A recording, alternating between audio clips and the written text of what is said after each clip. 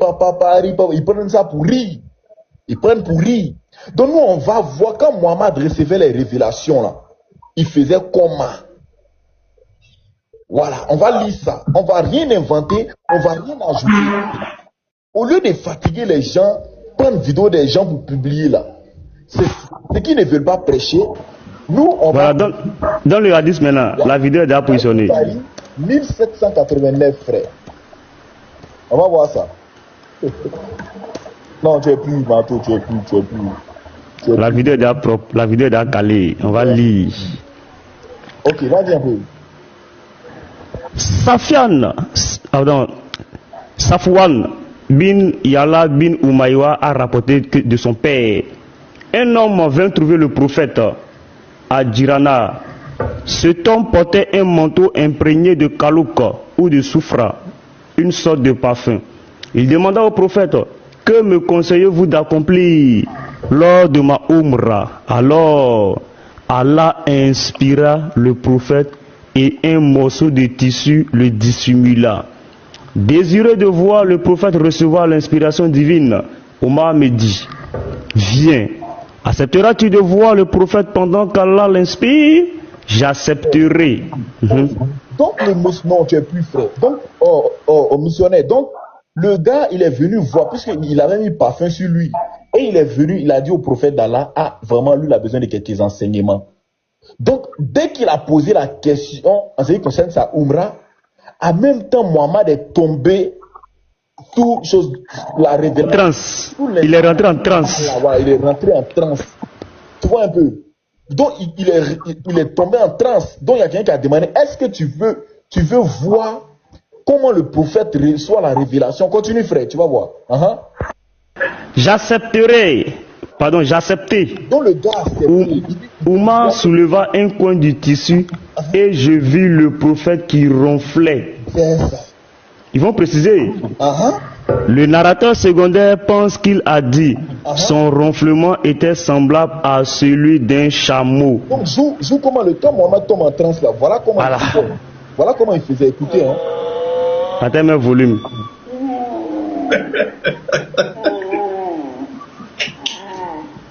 Et mes volumes. Voilà, c'est quoi?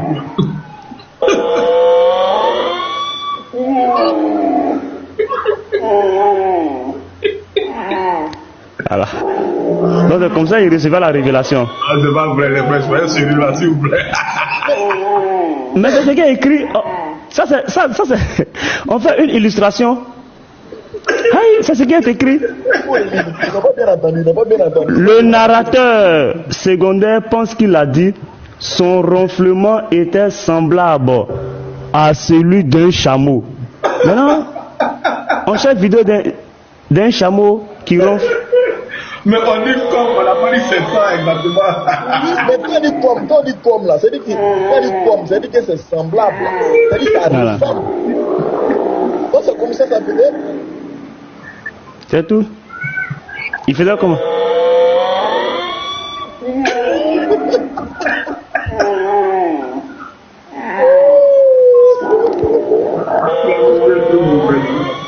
Voilà, c'est ce que le hadith a dit. Voilà. Une fois, Andrew, et puis il faut préparer le hadith où il portait les vêtements d'Aïcha pour recevoir toute la révélation aussi là. Une fois cet état passé, le prophète demanda: où est celui qui a posé la question concernant la umrah? Enlevez votre manteau et lavez les traces de kalouk de votre corps et nettoyez le soufra, couleur jaune, et accomplissez dans votre umrah ce que vous accomplissez dans votre hajj, c'est-à-dire le tawaf autour de la Kaaba et le Sa'a entre Safa et Marwa. Voilà. On va lire maintenant où il portait les vêtements de Aïcha pour recevoir révélation. De l'autre côté, il fait bruit. Attends, le bruit un peu. On dit le bruit est semblable. Voilà. Donc voici un chameau.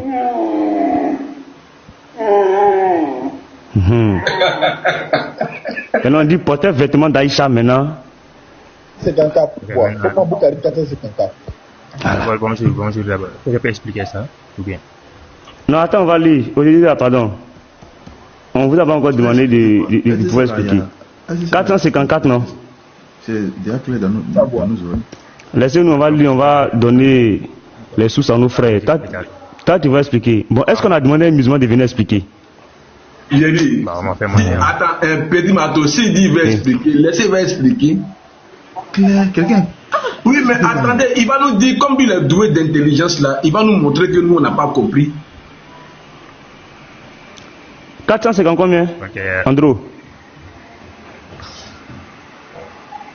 Non, c'est pas ça. ok, dans ton hadith, c'est écrit qu'en fait, le prophète, quand il recevait la... Ben, pardon, faut pas distraire les gens ici. Attends. Nous, on a lu, tu peux aller expliquer ça à la mosquée. Non, on va te donner l'information à nos frères ici. C'est ça là qui est l'interreligieux. L'interreligieux, tu vas parler à mon père là.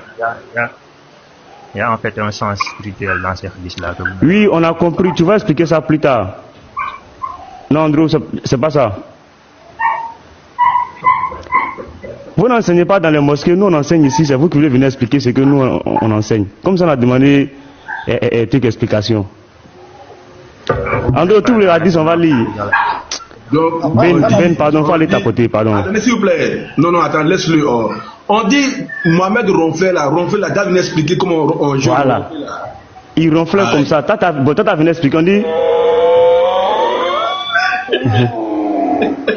T'as venu expliquer quoi dans ça là? Bon, on dit ronflait. Voici le hadith. Son ronflement était semblable à celui d'un chameau. Bon, toi, tu es venu expliquer quoi ici? Adab 600, attends. Je vais voir, il y a Brigitte qui attend. Excuse-moi. Je crois que c'est dans Saïd Boukari. Non, on dirait qu'ils avaient Saïd Boukari entre le Saïd Boukari 200. Non, c'est 292, non. 297, je crois. Attends, il y a tapé voir.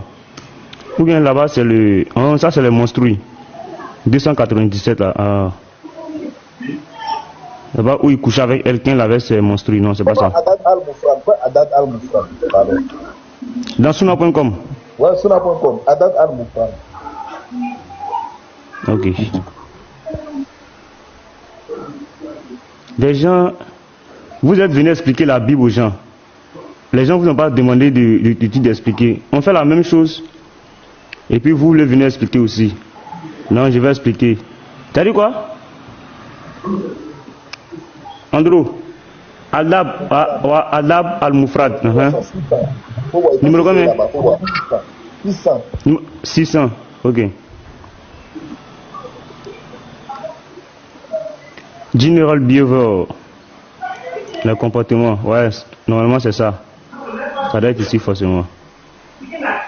600. Attends, il va voir. Aïcha, attends. Voilà. Permission, attends. Méthode, messenger. Ouais, c'est ça. Oui, c'est ça. Attends, il y a traduit. On va lire. Un prophète portait le vêtement de Aïcha pour recevoir révélation. C'est quel prophète lui là? Prophète de Dieu. Un prophète de Dieu qui porte habit de femme pour recevoir révélation. Monsieur, allez vous-même. Voilà. Oh, il est mal positionné. Attends. Le micro de missionnaire. Ouais, missionnaire.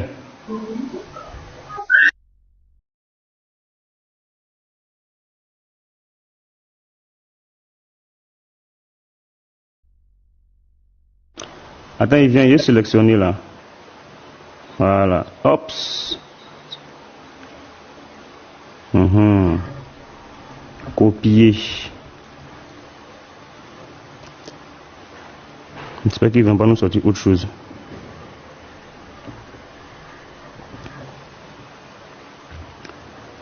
Voilà. Abdullah a dit. Lui avait rapporté Kotman et Aïcha lui avait dit qu'Aboubakar avait demandé la permission d'entrer d'entrer auprès du messager d'Allah, que la paix soit sur lui. Alors qu'il était allongé sur le lit d'Aïcha, vêtu du manteau d'Aïcha, il a donné sa permission à Abu Bakr alors qu'il était dans cet état, et celui-ci a fait ses besoins, puis il est parti.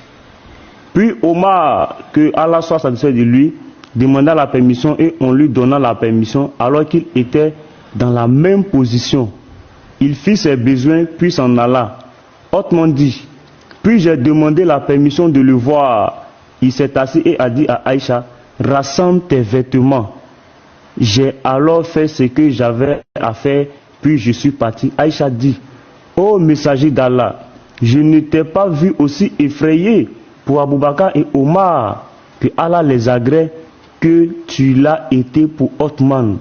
Et Othman ne savait pas. C'est-à-dire le prophète a eu peur. Il ne voulait pas que Othman le voie dans la position là, parce qu'il était vêtu des vêtements d'Aïcha pour recevoir la révélation. Othman est un homme timide, et j'ai craint que si je lui avais donné la permission, alors que j'étais dans cet état, il ne m'aurait pas fait part de son besoin. Dans un autre hadith de Bukhari, il croit bien, il dit, Aïcha dit que le prophète ne recevait les révélations que lorsqu'il portait mes vêtements. C'est ce hadith là, je cherche là. Andro, tu vois non? Où elle m'a dit que le prophète ne recevait. Oui, il le voit, il a cherché. Voilà, le prophète ne recevait. Attendez, chercher ça dans ma bibliothèque même. Maintenant, prends An-Nasai. An-Nasai 51-26. Les femmes qui se parfument là. Ça, c'est ton hadith aussi, tu as mis ça. Ouais, où elles vont en enfer. La femme qui se parfume et tout garçon sent son odeur. C'est-à-dire que toutes les femmes qui se parfument là. Sinon, An-Nasai combien? 51-26.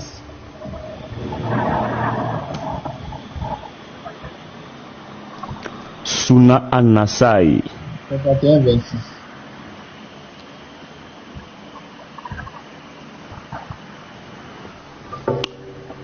Le messager d'Allah a dit, toute femme qui se parfume puis passe devant les gens pour qu'ils sentent son parfum est une adultère. Mais, ouais. Bien. Missionnaire, on met parfum, l'homme met parfum son gros pour. C'est pour sentir bon, c'est tout. Mais rien à voir. Ah, en fait, si tu passes devant une femme met parfum et puis elle passe devant les gens, ils ont son odeur, elle a commis adultère fort. Elle a commis adultère en faisant quoi? À cause du parfum? Faut relire. Pardon, faut relire. Il vient, pardon. Il a donné la référence en commentaire. Saïd Bukhari 1789. Tandis c'est une adultère. Toute femme qui se parfume puis passe devant les gens pour qu'ils sentent son parfum est une adultère. Attends, quand elle met le parfum et puis elle passe dans l'intention que les gens sentent le parfum, c'est ça? Hein? C'est l'intention qu'elle a l'adultère ou bien c'est quoi?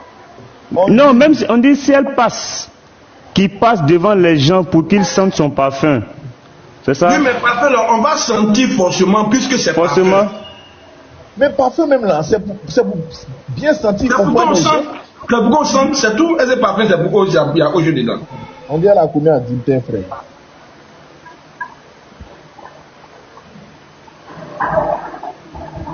C'est clair. Ah, c'est grave. Bon, c'est ça là qui est son message là. C'est ça là qui est son message là. Ouais.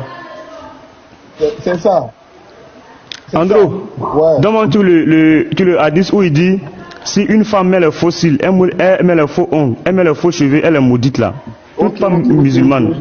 Ok, merci, tu m'as rappelé. Ok. C'est-à-dire en islam, les hommes peuvent mettre des parfums, mais les femmes ne doivent pas se parfumer. C'est ça.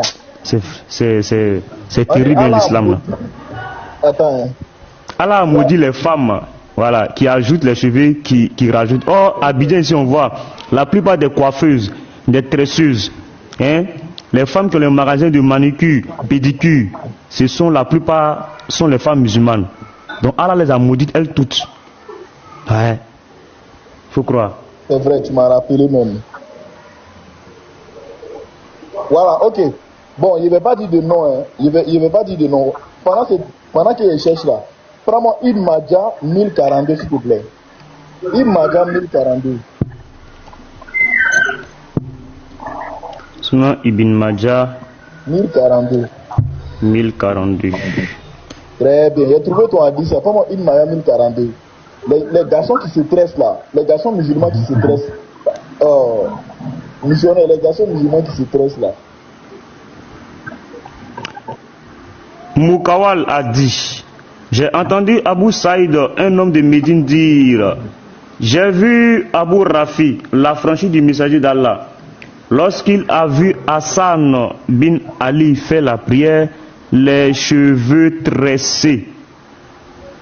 Il a défait sa tresse. On lui a dit de ne pas le faire et a dit, le messager d'Allah a interdit à un homme de prier avec les cheveux tressés. Donc, vous savez c'est qui, hein? Lui-même là, sa prière même là, toutes les prières qu'il a fait n'est même pas encore montées. Allah n'a pas encore entendu ça. Tu es musulman, tu te tresses. C'est-à-dire toi tu es musulman, tu te tresses et puis tu pries. Tu peux Allah entendre ta prière. J'ai trouvé ton hadith ça mon frère. C'est un 939. Les femmes qui font les tatouages, qui font les... Mettez son nom en commentaire. Voilà, les femmes... Vas-y. Hein, c'est combien? Saïd Al-Bukhari. Ah, c'est un 939.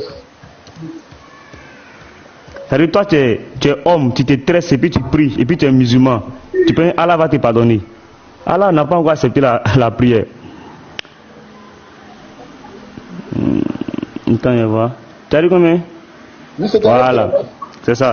D'après Al-Qama, Abdullah maudit les femmes qui se tatouent. L'esclave d'Allah, Muhammad. Voilà. Toi, ça dit toi, tu es musulman et puis tu es une musulmane, tu es tatouée. Surtout les femmes musulmanes, elles ont fait des tatouages. Vous êtes maudits, oh. C'est pas moi j'ai dit, oh. C'est le messager d'Allah. Abdullah maudit les femmes qui se tatouent, celles qui s'épilaient le visage. Vous n'avez pas dit pendant les fêtes, vous aimez enlever les faux cils, vos cils pour mettre les faux cils, hein? Celles qui s'épilaient le visage et celles qui se créaient artificiellement des espaces entre les dents. C'est-à-dire toi, tu n'as pas brèche. Toi, tu vas avoir brèche comme Ibrahim. Les dents séparées d'Ibrahim là. C'est-à-dire toi, tu n'as pas brèche. Toi, tu t'en vas faire ça de manière artificiellement. Voilà. Pour paraître plus belle, le hadith dit que vous êtes maudite. Car elle pervertissait la création d'Allah. Yacoub demanda, qu'est-ce que cela? Abdullah répondit, pourquoi ne maudirais-je pas celles qui furent maudites par le messager d'Allah et dont il est question dans le livre d'Allah? Elle lui dit, par Allah. Maintenant, elle va dire, par Allah, j'ai lu le Coran en entier et je n'y ai trouvé de tel. Elle dit, mais elle a lu, il n'y a aucun verset où Allah dit ça. Abdullah répliqua, par Allah, si tu l'avais lu attentivement, tu l'aurais trouvé. Allah dit, ce que le messager vous donne, prenez-le, ce qu'il vous interdit, abstenez-vous-en. Alors ça c'est takia. Vous dites qu'on est maudite parce qu'on s'est tatoué, parce qu'on a fait fossile. Allah n'a pas donné verset. Mais lui s'appuie sur le verset où Allah dit, non, ce que le messager dit de prendre, prenez, ce que le messager dit de laisser, laissez. Donc c'est par les émotions. Voilà.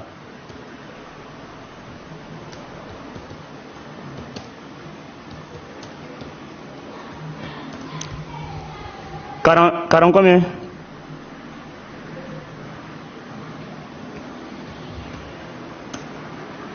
Les intérêts sont plein comme ça. Si... Bon, on va lire. Abdullah, fils de Massoud, a dit, Allah a maudit les femmes qui tatouent et celles qui se font tatouer. Tu as un magasin, tu fais tatouage, tu es maudite. Tu vas au magasin parler, tu fais tatouer. Abu Daoud 41 69. Tu as un magasin, tu fais tatouage, Allah t'a maudit. les femmes musulmanes. Tu n'as pas un magasin, tu vas dans le magasin des femmes pour te faire tatouer, tu es musulmane, Allah t'a maudit. Celles qui portent des faux cheveux, c'est-à-dire toi tu portes faux cheveux, tes cheveux sont là, hein? Tu es femme et puis tu es chauve. Allah dit il faut être fier de ta calvitie. Oui. Allah a maudit les femmes qui tatouent et celles qui se font tatouer. Allons doucement. Attends. Allah a maudit les femmes qui se tatouent. C'est quel tatouage? Parce qu'elles ont leur truc qu'elles font sur les pieds, sur les mains. C'est pas ça? Allah prend tout ça en compte. Tous ces tatouages. Mais toutes les musulmanes elles sont maudites. C'est ça, voilà. Voilà pourquoi le prophète dit que c'est tenu à la porte de l'enfer et la majorité des habitants de l'enfer étaient les femmes. Parce que c'est elles-mêmes qui font les kalis là, ce qu'on appelle les kalis là, c'est elles qui font ça. Mais si, c'est elles, ce sont elles. Donc c'est officiel, elles sont maudites. Ok, allons-y. Voilà. Celles qui portent des faux cheveux, vous êtes maudites. C'est-à-dire toi, tu es chauve, tu es femme, tu n'as pas de cheveux, au lieu d'être fière. Toi, tu t'en fais mèche. Tu demandes mèche humaine. Tu ne sais pas que Allah t'a maudit depuis longtemps. Donc, les femmes musulmanes qui portent les mèches, elles sont maudites. Voilà. C'est la version, selon la version. Est-ce que Classe c'est ça? Est-ce que Classe c'est ça? Classe c'est pas qu'elle. Voilà. Classe dit, elle ne prend pas Hadith. Elle dit, elle s'en fout de Hadith. Parce que si elle va prendre Hadith là, c'est qu'elle est maudite à la base. Voilà. Et celle qui s'épile le visage, vous qui mettez les fossiles là, c'est-à-dire toi-même tu as plusieurs malédictions. C'est toi tu mets faux ongles, c'est toi tu mets faux cheveux, c'est toi tu viens mettre faux cils, c'est toi tu t'en encore, tu t'en séparé un peu les dents pour avoir brèche comme José. Allah t'a maudit, donc imagine une malédiction de ça. Et celle qui s'épile le visage, selon la version d'Outman. La version consensuelle poursuit. Celle qui s'écarte les dents par souci d'esthétique, vous êtes maudite, altérant ainsi la création d'Allah.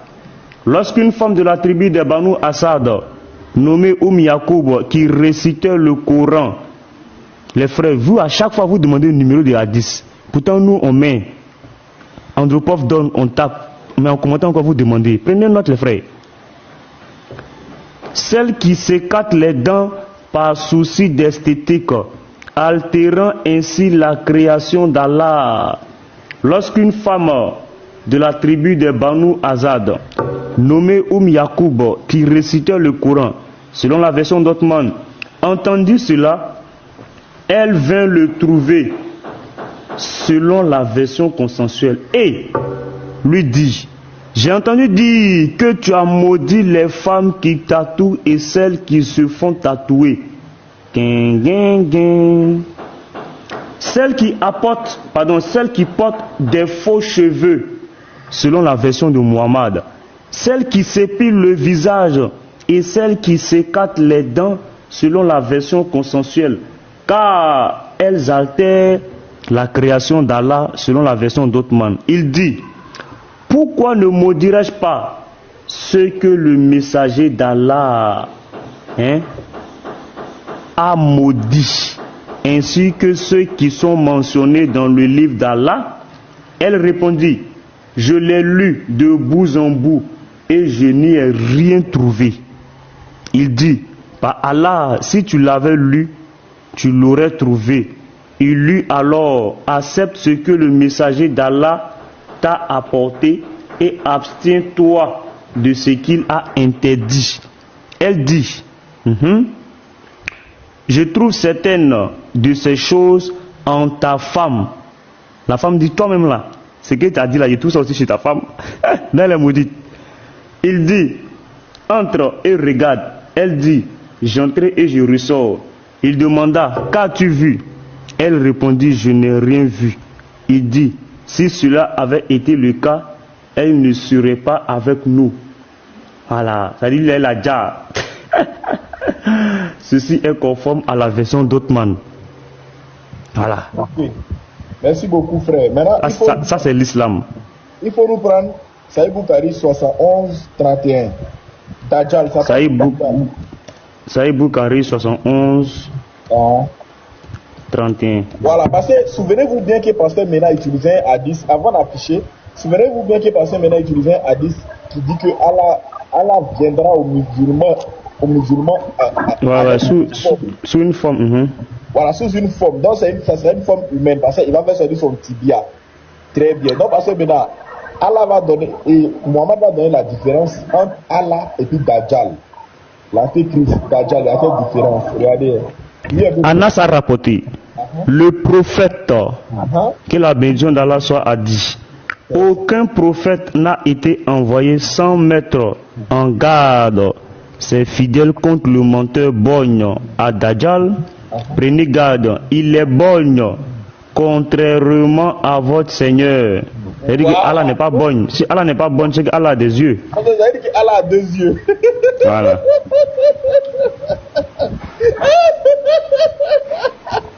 Et puis quand aussi Allah.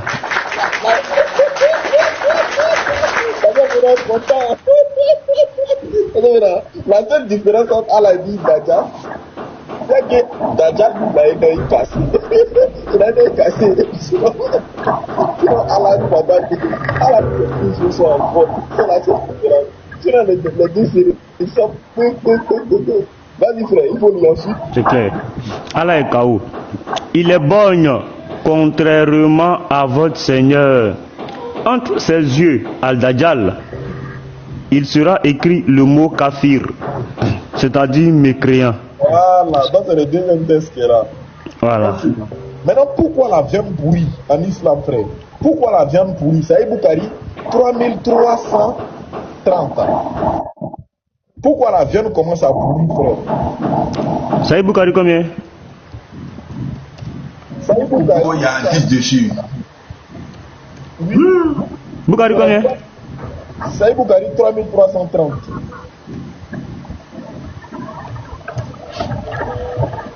Quand tu connais pas l'islam, missionnaire, même on dit pour pouvoir aller avec ta femme là, il y a manière, tu dois réciter ça. Pour pouvoir chier, il y a position. Hein? Pour pouvoir pisser, il y a position. C'est pas viande pourrie, ils vont pas donner. D'après Abu Huraira, le prophète a dit 2 points. Sans les Israélites, la viande ne se serait pas gâtée. Et sans Ève, les femmes n'auraient jamais trahi leur mari. Et... Donc si la viande pourrit aujourd'hui, ça cause des enfants d'Israël. Ouais. Attends, apparemment, Mohamed croit qu'il y a eu rapport sexuel, hein? Voilà. À Eden. C'est ça. La viande ne se serait pas gâtée. Mais ça là, il ment. Ouais. Ça là, il ment. Il ment. Ouais. C'est un mensonge. Ça dit, ça cause sans les enfants d'Israël. Hein. Non, ça n'a rien à voir. Il ment. Non. Donc ça dit, on allait pouvoir déposer la viande même sans mettre ça au réfrigérateur pendant des années, ça n'allait pas se gâter. Momo. À cause d'Israël, c'est Israël qui a fait que viande qui est celui-là, ça pourrit. Voilà, aujourd'hui, viande pourrie à cause des enfants d'Israël. Et puis là, la croyance des Branham. Et pourquoi Branham dit qu'il y a eu un rapport sexuel en Eden? Ok, prends-moi Saïd Boukari. Prends-moi Saïd Boukari, 3357 frères. Mais anthropophe, tu vas trop vite. Explique-moi, pardon, pourquoi à cause d'Israël, la viande va pourrir? Moi, ma viande qui est chez moi ici, là-haut, dis-moi, Israël a quoi à voir avec ma viande là et puis ça pourrit? Explique-moi, je comprends. Papa, si tu veux essayer de présenter ça, c'est pour que vous m'expliquez aussi. Oh, c'est du grand n'importe quoi. Non. Ouais, ok, prends-moi maintenant, comment on appelle ça? Prends-moi Saïd Boukari 3357. Parce que maintenant, ça encore, il faut garder, parce que ça t'a servi. Parce que tu aimes utiliser le mensonge. On dit les prophètes ne pêchent pas en islam.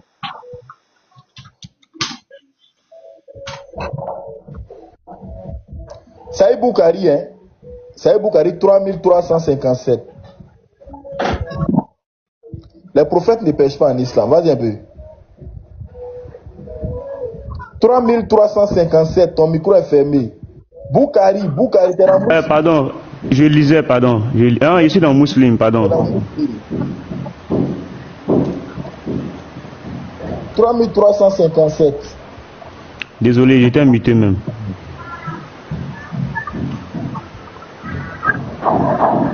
D'après Abu Huraira, le messager d'Allah a dit, Abraham n'a menti qu'à 3 reprises.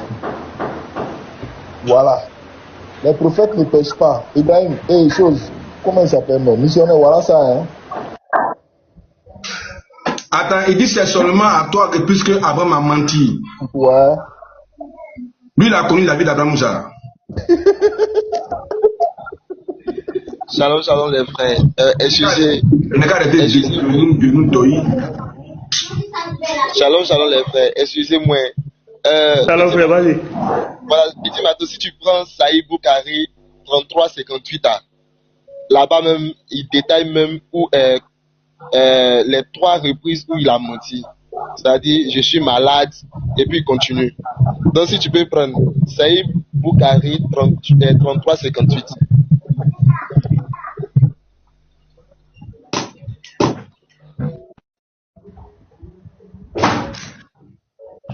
Après Abu Huraira, 2 points. Abraham ne mentit qu'à 3 reprises. 2 fois par amour pour Allah.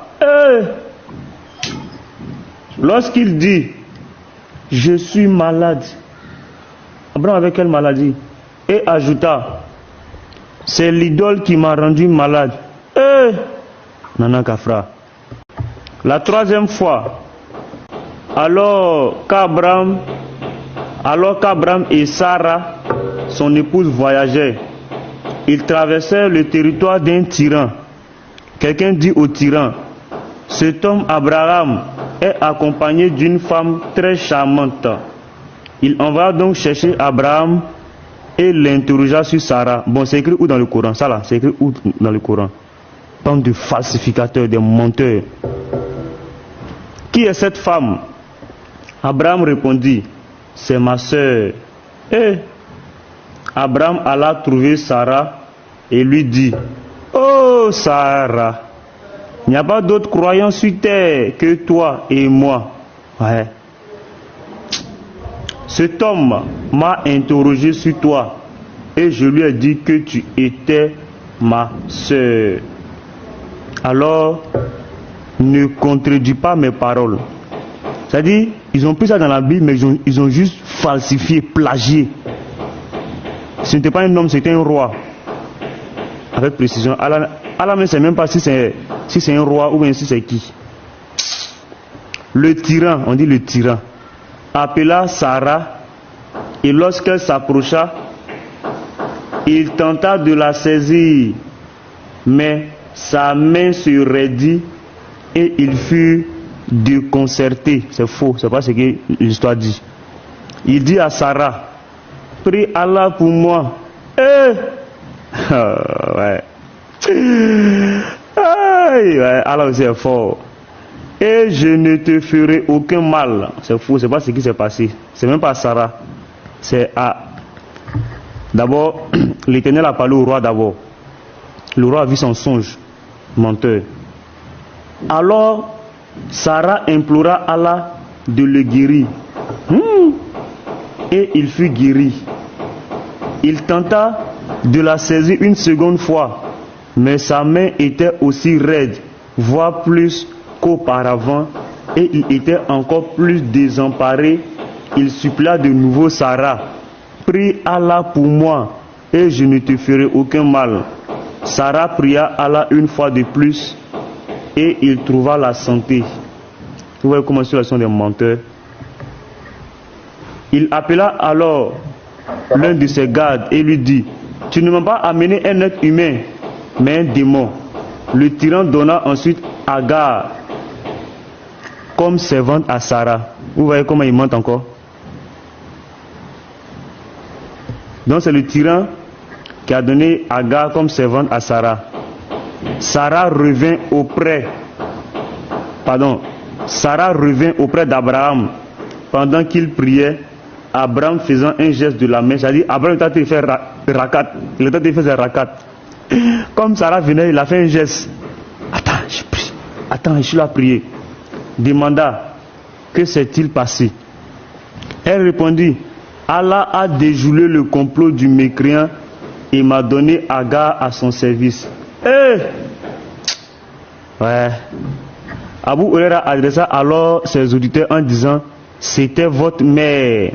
Oh, Bani Ma'is Sama, c'est-à-dire les Arabes, descendants d'Israël, fils de Agar. Ouais, ça c'est Doi même.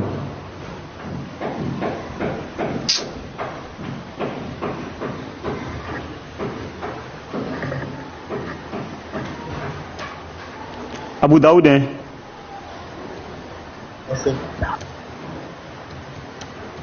Il pleut ici, donc je ne sais pas si vous m'entendez bien. Bien, ok. 41-35.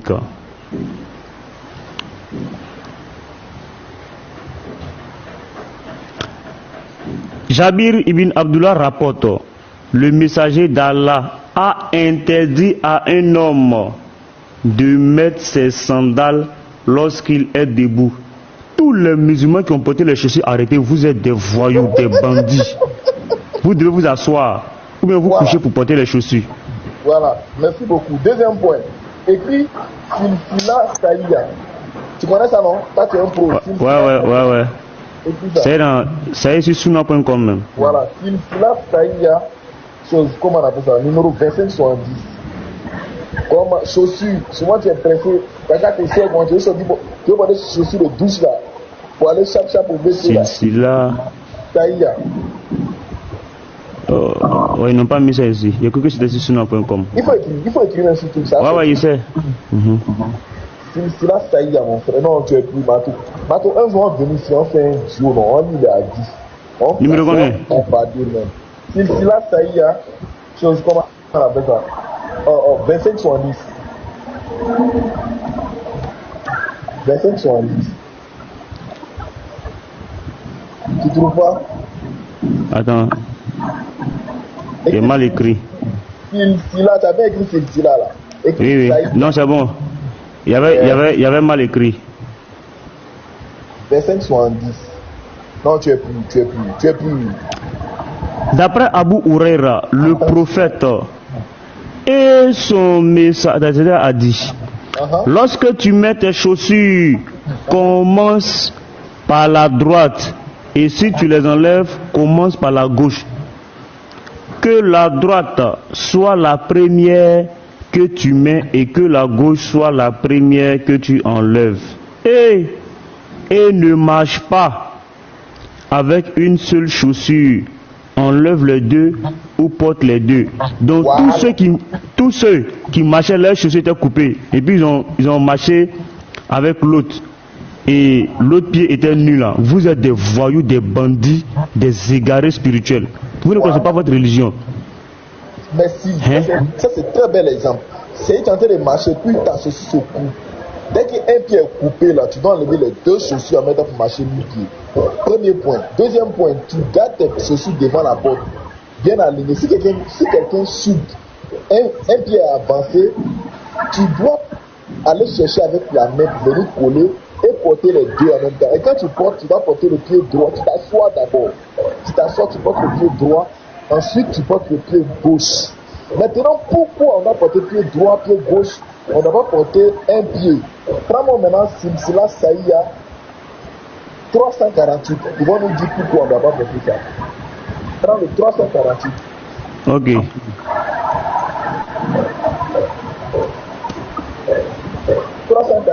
Ils vont nous dire pourquoi on n'a pas porté ça comme ça. Vas-y, frère. D'après Abu Huraira, le prophète, en temps a dit, certes, Shaitan marche avec une seule chaussure. Hey. Satan marche avec chaussure. Nana Gafra.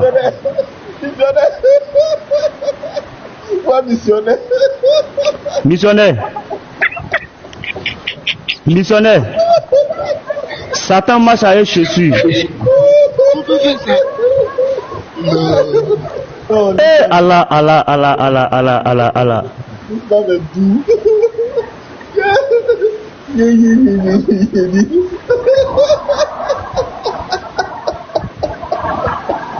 Ouais. Certes, Shaitan marche avec une seule chaussure. Satan marche avec chaussure. Oui. Ouais. Satan marche avec chaussure. Oui, débat. Oui. Non, fils, on dit il marche avec une seule. On n'a pas dit avec des chaussures. Hein. Il marche avec une seule chaussure. Oui, je vous explique. Je vais vous expliquer. La Bible dit que Satan s'est battu avec Michael. C'est confirmé par le Coran. Depuis le jour de cette bataille, sa chaussure est restée dans le combat. Donc le prophète paix et salut sur lui, qui est le dernier des prophètes, Allah lui a révélé que Satan avait perdu une chaussure depuis la bataille. Et il restait une chaussure. Oui, il restait une chaussure avec sa marche. Voilà. Mais vous les chrétiens, dans votre Bible là, est-ce que Satan porte chaussures dans votre Bible?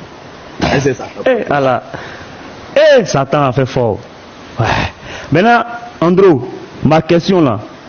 Satan marche avec une seule chaussure. C'est pied gauche ou bien c'est pied droit? Pied gauche, hein? Satan est gaucher. Attends. Il y a te montrer. Frère, je suis prêt.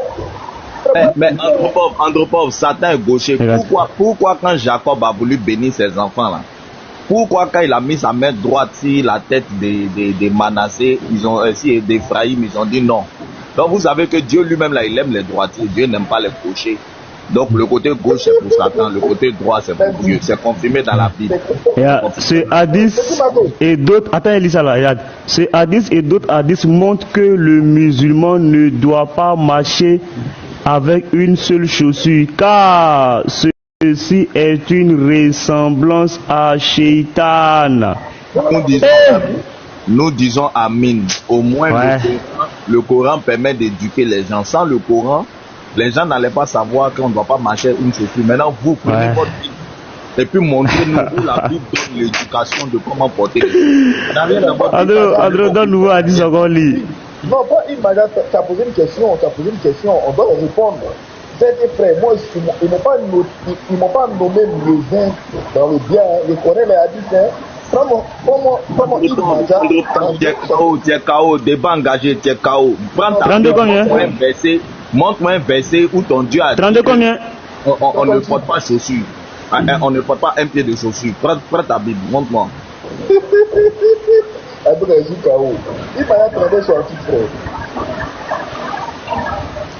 D'après Jabir, le messager d'Allah a dit: ne mangez pas avec vos mains gauches.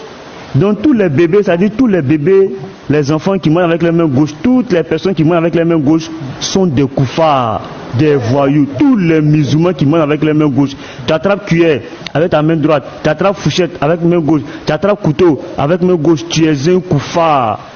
Car Satan mange avec sa main gauche. Ouais. T'étais petit là. Quand tu mangeais ta main gauche, tes parents te disaient. Tu mangeais ta main gauche, non? Hein? Est-ce qu'ils t'ont donné l'explication? Voilà, le Coran est venu révéler les choses qu'on ne savait pas. Voilà, le Coran est venu nous dire que c'est parce que Satan mange avec sa main gauche. Donc tu dois dire Amin au Coran qui t'a donné l'explication de la main gauche maudite. Tu dois dire Amin. Tous les gauchers musulmans vont en enfer. Regarde. Tous les gauchers musulmans vont en enfer. Mohamed Salah est gaucher. Donc Mohamed Salah va en enfer. Omar Saïd Boukari 247. Comment Saïd Boukari 247? Faut lui dire. Parce que maintenant, comment dormir en islam? Comment un musulman doit dormir en islam? Il ne doit pas se coucher sur son ventre. 240 247. 7 ou un 5. 7, 247. Moi je veux Salam à toi. Shalom, pasteur, je suis venu te prendre en débat. Hein. Est-ce que la Bible enseigne aux chrétiens comment dormir? Est-ce que la Bible est un livre complet? Est-ce que ça enseigne aux chrétiens comment dormir? Je suis venu te prendre en débat. Ah non, la Bible nous dit que quand tu dormiras, ton sommeil sera doux. Mais elle dit qu'il faut dormir sur ton ventre, sur ton nez, sur ton truc là. On finit pas d'apprendre. Mais suivant. La Bible dit que ton sommeil sera... pardon. Donc, je finis très haut. Et notre programme là, par rapport à la Bible, la compilation, faut pas oublier ça. Hein. On peut faire ça samedi. Est-ce que samedi vous avez le temps? Non, samedi je n'ai pas le temps. Toute la journée, mais je n'ai pas le temps. Mais c'est quel jour? C'est peut-être ça sera même dans la soirée. Oh là, c'est pas bon. Non, la soirée. Samedi là, c'est pour enlever ça dedans. Dimanche après le culte, 14h. Dans la soirée quoi. Tout le monde sera là, oui. Mais faut demander à la fille du très haut si ça l'arrange. Le culte aussi là. Donc dimanche, on met à 14h, c'est bon? Ouais, c'est bon. Là, quand je finis de prêcher, les petits contacts, les réunions, les petits entretiens, bon, 14h, c'est 14h, ouais, on va voir. Ou bien 15h. On lance. Ou bien 15h pour vous donner plus de temps. 14h30, c'est bon. Okay. Mais déjà à 14h, je peux lancer l'essai pour que les gens t'apportent. Donc on va faire une affiche. Je vais contacter tous les autres frères qui ont des informations par rapport à la Bible, la compilation, comment ça a été fait, On va arriver jusqu'à comment on a choisi les apocryphes. Et la dernière question, est-ce que ce sont les catholiques qui ont donné la Bible? Je vais vous donner une vidéo là. Je vais vous faire voir une vidéo. Et de ce même frère Silence. Ah, il y a du bruit quelque part, hein, les gars. Il pleut, c'est chez moi. Attendez, je vais vous montrer une vidéo, les gars. Vous allez rire fatigué. Attends, c'est ici là, non? Ouais, c'est ça là. Écoutez, vous allez voir ça, les gars. Oh, bonsoir. Shalom, pardon. Merci pour votre fois, hein. Vraiment, tu nous as éclairé. Merci beaucoup. Merci. On va aller en profondeur ce dimanche à partir de 14h30. Vraiment sur le canon de l'écriture. Voilà, on va voir ça. Donc, les frères, préparez tous vos dons. Donc, voici la vidéo. Attends, petit matatin, me mettre en grand. Désolé. Je vais vous montrer un peu. C'est ce même frère, Silence. Voilà. C'est un vrai menteur. Ça, c'est pas bon. On peut pas mentir comme cela. Écoutez-le. Éphèse, l'église d'Alexandrie, l'église de Rome, toutes ces églises ont été formées par les disciples et ces églises étaient catholiques. On n'avait pas de communauté évangélique ni protestante. Même ce que Luther combattait à l'église catholique et puis les autres là, c'est déjà eux combattent. Luther là, il croyait en l'intercession des saints. Luther même croyait au baptême des bébés. Faut leur demander si eux ils croient en ça. Faut leur demander ça. Ils sont sur TikTok là, c'est de faux christianistes les gars prêchent. Luther même là, il croyait en la Trinité. Martin Luther même, il croyait en la Trinité. Demande si pasteur n'est pas croyant en la Trinité. Ah bon? Donc, église de Corée, c'était sur le live de... Voilà. Là, ma photo encore était... Voilà, c'est toujours ma photo, hein. Voilà. Donc, il dit que l'église de Corée était l'église catholique, toutes ces églises étaient l'église catholique. Nanani, nanana. Bon, pourquoi il ment même? Pourquoi il ment? Depuis quand on a dit que l'église de Corinthe était l'église catholique, était truc. Et quand il parle de catholique, il parle de lui, sa communauté là, son catholicisme roumain là, c'est de ça que lui parle. Il y a une marmaille même sur le mot église. Le mot église est un faux mot. Parce que le mot biblique, c'est ecclésia. Et ecclésia en français, c'est assemblée. Quand vous prenez la Septante, dans les versets de l'Ancien Testament, dans la Septante, l'Assemblée d'Israël, c'est écrit Ecclésia. Mais vous allez voir que dans le français, ils ont traduit Ecclésia par Assemblée.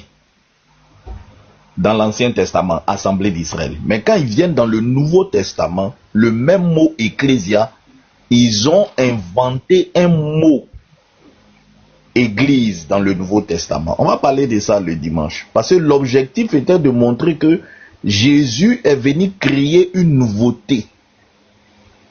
Donc quand Jésus dit je bâtirai mon église, ce n'est pas église. Il dit je bâtirai mon assemblée. Parce qu'il y a un contexte historique à ça. Il y a un contexte historique à ça. Il y avait, à l'époque de Jésus, il y avait l'assemblée des pharisiens. Il y avait l'assemblée des sadducéens. Il y avait l'assemblée des esséniens.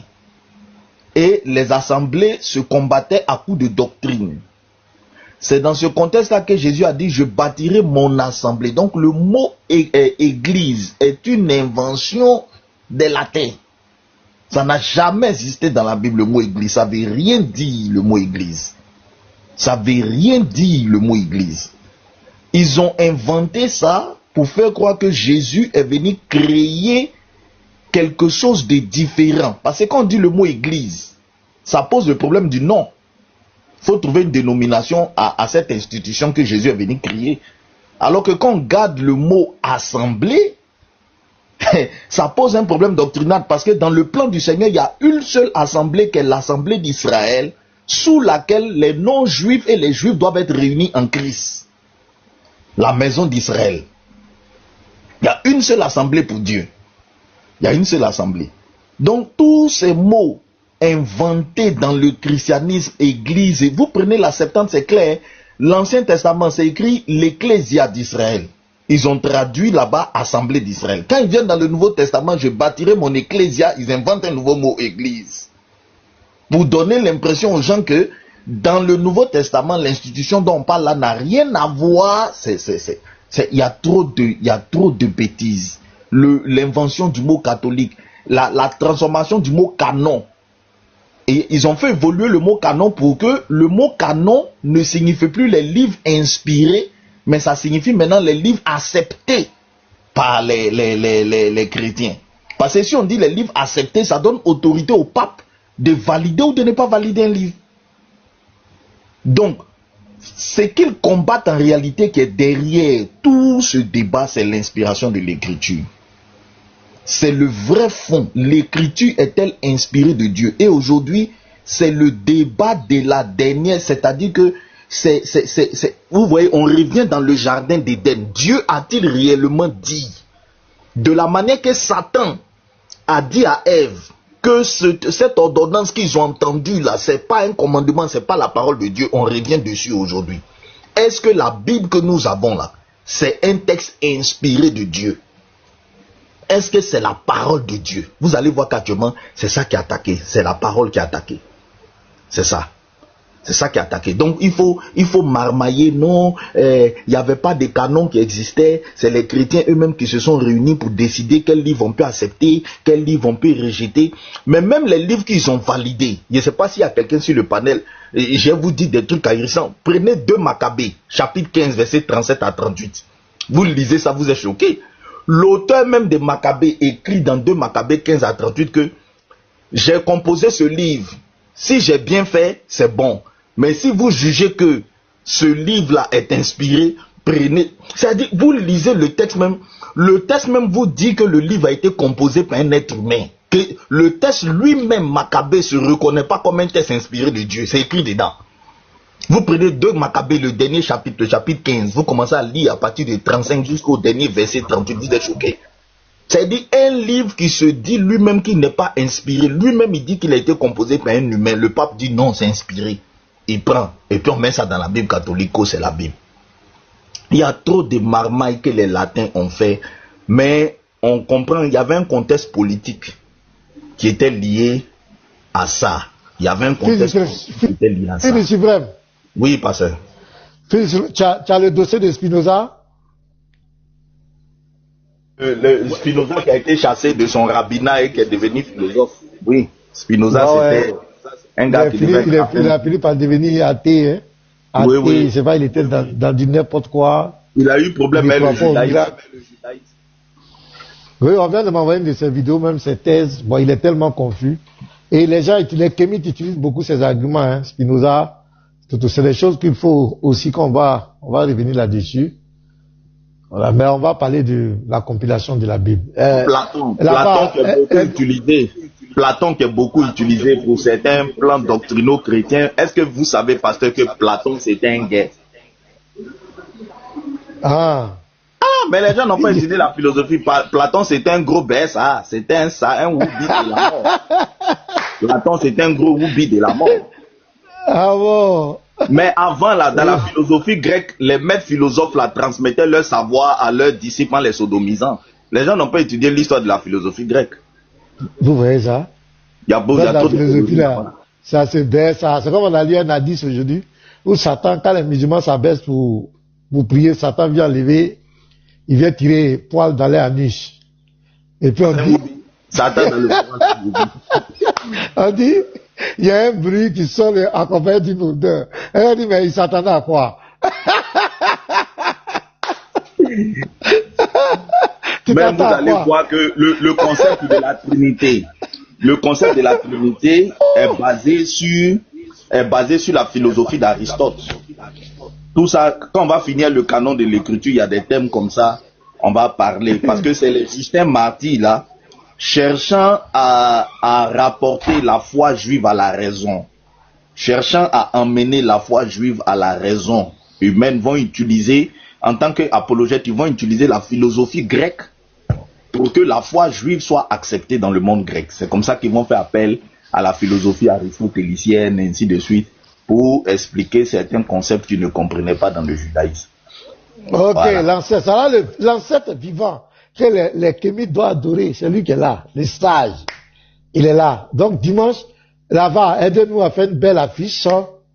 Voilà, le thème, dimanche, il faut mettre 14h30 heure d'Abidjan. En privé. Il faut m'envoyer tous les Voilà, on va en parler. Il faut nous faire une très belle affiche. Voilà. Et tu mets l'ancêtre, quand tu vas faire le truc, tu mets l'ancêtre au milieu bien. Ils ont une de mes photos où j'ai mes rastas là. Où j'ai mes rastas, c'est eux-mêmes qui ont fait. J'ai mes rastas avec un vieux barbu là, donc à prendre ça. Et là, tu es un grand ami à moi. Bon, on va continuer d'écouter un peu. Mais qui est derrière, qui veut nous pousser à avoir des débats avec les catholiques? Parce qu'il y a des gens qui entendent bien ça. Regardez ici, l'exemple parfait. Donc ici, qu'est-ce qu'il fait? Il met ma vidéo. Et puis, il veut que le catholique se truc pour nous mettre en parole. Écoutez. Voilà, et je suis toujours monté sur des lives, hein. Ça fait près de 4 ans qu'on se connaît, 5 ans maintenant. Voilà, donc tu es un grand ami à moi. Donc c'est ça. Il y a des doctrines même que les gars prêchent là. Tu ne verras jamais lui te combattre cela. Donc, tout, vous tenez le christianisme. Question. Mais il continue. Écoutez-moi très bien. Les catholiques, c'est la branche hérétique du christianisme. Il dit que le catholique, les catholiques, c'est la branche hérétique du christianisme. Tu confirmes ça? Non, si tu veux. Donc, il prend ma vidéo, il appelle pour nous mettre en palabre. Il croit que pour nous mettre en palabre, donc il va lui poser des questions comme cela. Écoutez les gars, vraiment ces gars-là. Montre une église au premier siècle qui n'était pas catholique. Voilà. Donc ça, ce sont des propos, écoutez, mais c'est pas fondé. C'est pas fondé. Tu ne peux pas venir dire ça devient catholique. Je ne sais pas s'il parlait à un musulman, mais un catholique. Non, il parle à un blanc là qu'il a appelé à l'époque où il faisait comme au stade Diané là, il recevait les appels par chose. Ouais, ça c'est un flirt aussi. La vidéo que tu as jouée, il dit qu'il allait tourner les canons sur nous. À moi, on y attend ça même. Ouais, on va bien développer ça tout à l'heure. Donc, il confirme que quand on avait dit que lui, comme il nous provoque, il nous attaque, on va tourner les canons, lui, il a coupé pour aller maintenant dire au catholique. C'est-à-dire que il veut nous mettre en débat, il va filmer pour animer ce live. C'est pathétique. Donc, on va pas donner cette occasion. Donc c'est ce qu'il entend, c'est lui qui le pousse. C'est lui qui pousse les gars pour venir contre nous. Pour qu'il y ait débat, et il va prendre parler, dire voilà, les chrétiens là sont divisés. La fitna. Voilà, vous voyez, Allah a dit qu'ils seront inimitiés entre eux. Maintenant, vous, inimitié qu'il y a entre vous là. C'est qui a mis inimitié entre vous là? Parce que je dois voir l'inimitié, c'est terrible. Parce que je peux clarifier. Vas-y, frère. L'échange et l'éclairage que nous sommes en train d'avoir, le sujet, c'est pas est-ce que le catholique va en enfer au paradis. Parce que j'échange beaucoup avec des frères catholiques. Hein. Moi-même, dans ma famille, il y a plein de catholiques. Les gens ont l'impression, quand ils critiquent certaines choses dans le catholicisme, que tu veux dire que le catholique va en enfer. Et automatiquement, ils se braquent. Il se braque, oui, oui. Il se braque. Or, le débat, c'est pas ça.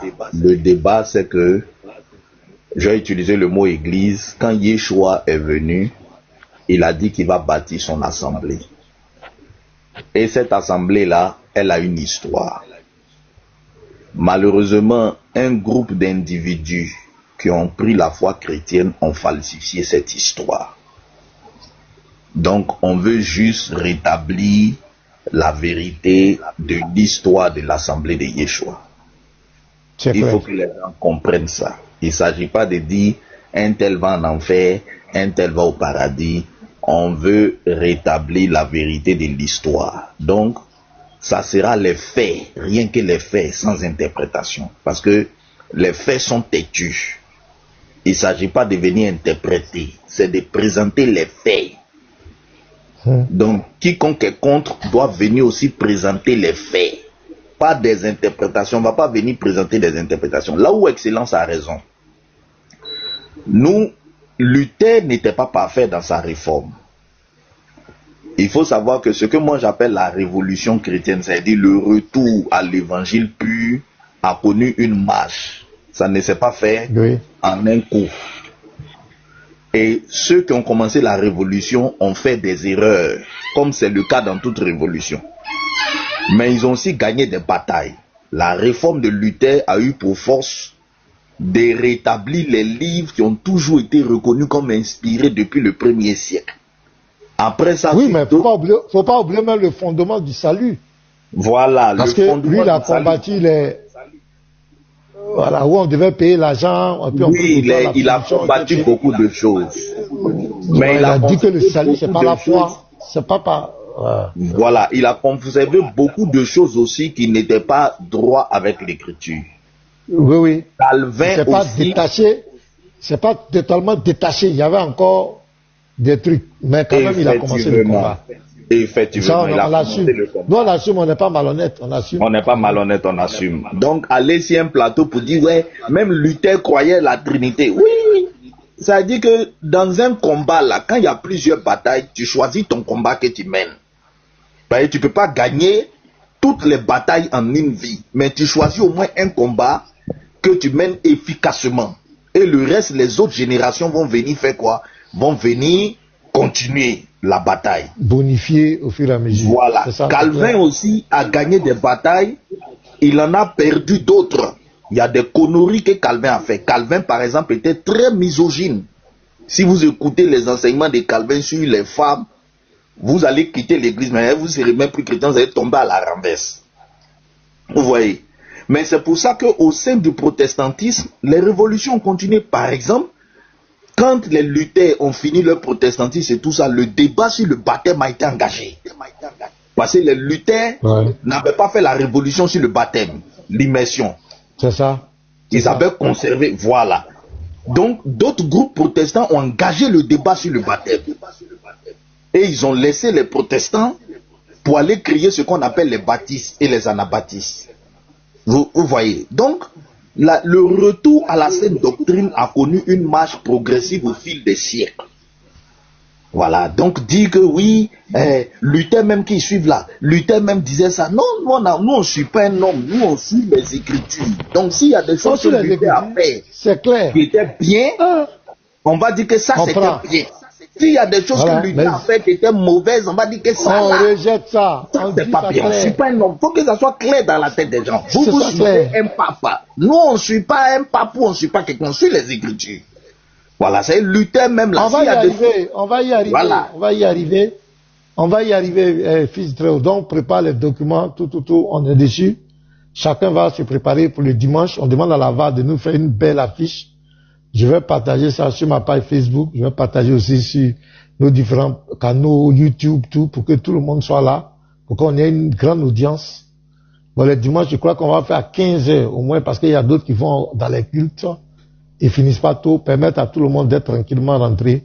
Parce que c'est un enseignement qui est très important. L'histoire de l'Église doit être dite dans la véracité, dans la vérité, pas pour incriminer qui que ce soit, mais amener tous à se réformer. Voilà, le Seigneur, ce qui va condamner les gens, c'est parce qu'ils refusent de se repentir, c'est tout. Si tu as commis des erreurs dans ta marche, tu te ressaisis. Si tu as une communauté qu'on enseigne des choses que tu vois qui ne sont pas conformes à la parole de Dieu, mon frère, tu te réformes. C'est tout. Et notre, je dis, c'est pas pour discriminer quelqu'un, mais dire que c'est les catholiques romains, le catholicisme qui a donné la Bible, je crois que là, c'est pas vrai. On ne peut pas continuer d'accepter ce mensonge. Il faut rétablir la vérité. Et c'est clair. Mais là, moi, mon problème, je suis avec Missionnaire aujourd'hui. Missionnaire, est-ce qu'il est là? Je suis là. Ok, voilà encore. J'ai posé un autre problème. Petit Mato, est-ce que tu es là? Petit Mato, bon. Missionnaire, à la sourate 3, verset 156. Voilà. Mais il pleut. Bon, je vais paraphraser. Après, les gens vont vérifier. La sourate 3, verset 156, c'est Allah qui donne la mort. À la sourate 40, verset 68, c'est Allah qui donne la mort. À la sourate 53, verset 44, c'est Allah qui donne la mort. À la sourate 2, verset 258, c'est Allah qui donne la mort. À la sourate 9, verset 116, c'est Allah qui donne la mort. À la sourate 22, verset 66, c'est Allah qui donne la mort. Maintenant, j'ai discuté avec l'imam Agibou par rapport aux contraintes. Quand un musulman en contrainte, qui est en danger de mort, il peut mentir. C'est-à-dire que même la viande de porc qu'il ne mangeait pas, s'il est en danger de mort, il peut manger la viande de porc. Ça ne fait rien pour sauver sa vie. Si le musulman, il est en contrainte, selon la sourate 16, verset 106, s'il est en contrainte on veut lui ôter la vie à cause de sa foi, pour ne pas mourir, il peut mentir pour se sauver de la mort. Missionnaire, ma question, Allah qui donne la mort, comment ordonne-t-il au musulman quand on veut mourir, il ordonne au musulman de mentir pour échapper à la mort que lui-même Allah il donne. Missionnaire,